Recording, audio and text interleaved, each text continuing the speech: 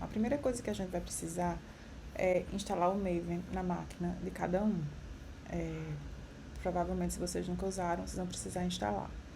E aí, provavelmente, o Eclipse vai encontrar esse caminho do Maven automaticamente, mas é fácil achar as configurações do Eclipse e informar onde é que está instalado o Maven. Depois, a gente vai precisar atualizar o Java. O ideal é que a gente esteja sempre com o Java atualizado na nossa máquina. E também atualizar a sua ideia de preferência. A gente aqui vai usar o Eclipse. A Spring oferece também o DevTools. Eu, particularmente, não gosto, mas vocês podem também instalar essa dependência quando vocês forem criar o projeto e começar a usar e testar e ver se vocês gostam. Eu prefiro rodar na mão e fazer as coisas na mão, acho que eu já me acostumei assim. Antes de a gente continuar, vamos conversar um pouquinho sobre o padrão Model View Controller. Vocês já leram alguma coisa sobre isso? Vocês já viram outro vídeo sobre isso? E aqui eu quero só reforçar, quando a gente quando a gente desenvolve uma aplicação seguindo esse padrão MVC, a gente vai ter certas camadas dentro do software da gente que são quase que obrigatórias. A gente vai ter uma camada de controle, que a gente chama que são os controladores, tá aqui a camada de controle. Essa camada de controle é a primeira camada que vai ser acessada quando chegarem requisições para nossa API. Então, claro que vai ter o container do Spring, que vai receber o front-end controller, que vai receber as requisições e vai encontrar o controlador. Dentro dos nossos controladores que nós desenvolvermos, vai encontrar o controlador que deve receber aquela requisição específica, mas isso tudo está dentro dessa camada de controladores. E isso vai ser refletido no nosso código em um pacote de controladores, onde vão estar todos os controladores que a gente desenvolver. Em seguida, tem a camada de serviços. Então, as requisições que chegam dos usuários da API, elas só chegam e vão direto para a camada de controle. Os objetos que estão nessa camada de controle, eles só têm acesso aos objetos que estão nessa próxima camada, que é a camada de serviço. Então, é claro que quem está desenvolvendo esse software somos nós. Nós podemos fazer o que a gente quiser. Agora, para seguir o padrão e programar de uma forma mais limpa, os controladores só vão ter acesso a objetos da camada de serviço.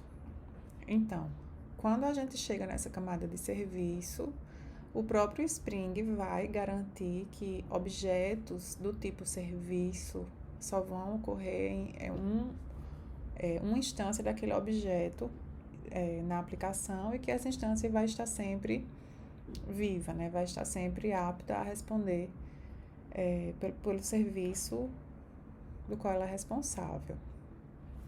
Então, aqui, por exemplo, se a gente estiver falando de uma livraria, por exemplo, uma loja que vende livros, a gente pode ter serviços que vão estar relacionados aos próprios livros, a escolha de livros, busca de livros, adição de livros, se for o caso do gerente comprar livros para repor o estoque, coisas desse tipo. A gente vai ter outro serviço que tem a ver com usuários, de adição de usuários, remoção de usuários, edição de usuários e ações desse tipo. E outro serviço para as compras de livros, né, onde vão ficar, por exemplo, as cestas de compras. Essa camada de serviços, ela sim pode acessar diretamente entidades do nosso modelo. Essas entidades de modelo são as entidades que contêm, que vêm das classes que estão diretamente associadas ao tipo de aplicação que a gente está desenvolvendo. Então, nesse caso, a gente vai ter classes que vão representar, por exemplo, livro, usuário, cesta de compras, estoque e assim por diante. A camada de serviço vai ter acesso a essas entidades. Essas entidades, na verdade, elas já representam, no futuro, quando a gente começar a usar o banco de dados, essas entidades elas já representam dados que vão estar armazenados no banco de dados. Mais para frente no curso a gente vai voltar a ver essa figurinha com mais outras camadas quando a gente começar a ver persistência de dados. Mas antes de finalizar, só para reforçar, não é? Que a gente está falando do padrão MVC. Então, esse M de modelo esse modelo ele já começa aqui na camada de serviços, né? Então, todos os objetos, as classes que a gente desenvolver já para a camada de serviços em diante já fazem parte do nosso modelo. O C de controlador já está bem claro que está aqui nessa camada dos nossos controladores. E essa view? Essa view tem a ver com a apresentação dos resultados para os usuários. Então, não fica muito claro para uma aplicação apenas de back-end onde é que está essa view, porque na verdade não existe essa view aqui.